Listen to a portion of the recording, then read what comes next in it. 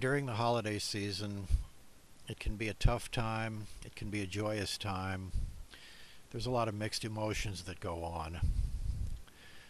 But today I wanted to read an article that I ran across the other day that kind of put things in perspective.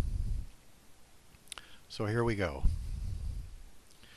As Christmas arrives, many of over the 2 billion people in the world who identify as Christians begin to refocus in a particular way, thinking about the meaning of this holy celebration. They do so, of course, with varying degrees of intensity. For some, it's only a matter of jingle bells and the exchange of gifts, perhaps a kiss under the mistletoe.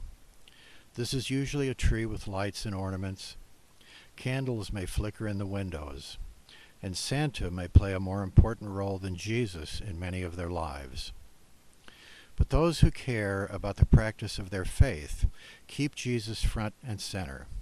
His birth and the story that surrounds it is the reason for Christmas, and its message should sing loudly through the season. A young family from Galilee comes into a small town as strangers. The mother is pregnant, and there is no room for them in the inn. When the child is born, the magicians, or magi, come looking for him from the east to worship him, after, inadvertently, telling a wicked king about this newborn with great potential. The king wants to kill him. He believes the child may be a future rival. An angel appears to Joseph, and he is told to run with his young family and to hide in Egypt.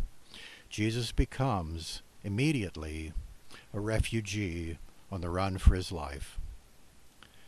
The Christmas story appears in the Gospels of Matthew and Luke, and in the former it's very much a tale of horror and flight.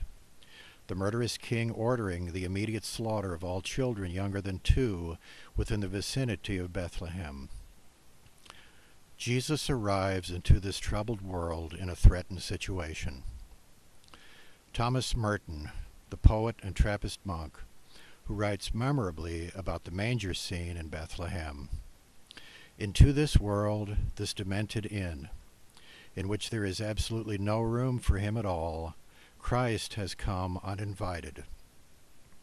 It's because of his extreme situation, a newborn on the run, a refugee who must flee with his parents to Egypt to escape persecution and death, that Jesus stands for all political refugees, all those in despair of having a place to lay their head. Jesus is always present with these, as Merton says, for whom there is no room. I love the Christmas story and its terrifying and beautiful dimensions. Jesus is a human being who is fully inhabited by God. Thus he becomes, in the Greek word, the Christos, or the Anointed One, a person in which God dwells, as in the word Emmanuel, which in Hebrew means God dwelling within. Christmas is, for those who wish to follow the way of Jesus, an invitation to accept into our comfortable and safe lives those who come to us from far away, who may seem ragged, marginal, and in transition. This is how God finds us, at the very dark time of the year, the winter solstice, when the daylight hours have shrunk to their minimal light.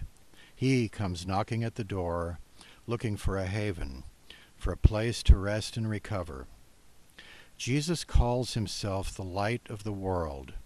This light shines into the darkest corners our bleak midwinter existence and offers a glimmering hope. It's a light coming from an unexpected place. I don't believe it's possible to imagine a Jesus who would not welcome refugees with open arms, who would not fight hatred with love.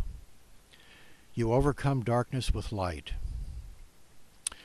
It's the hard reality that Jesus taught us over 2,000 years ago.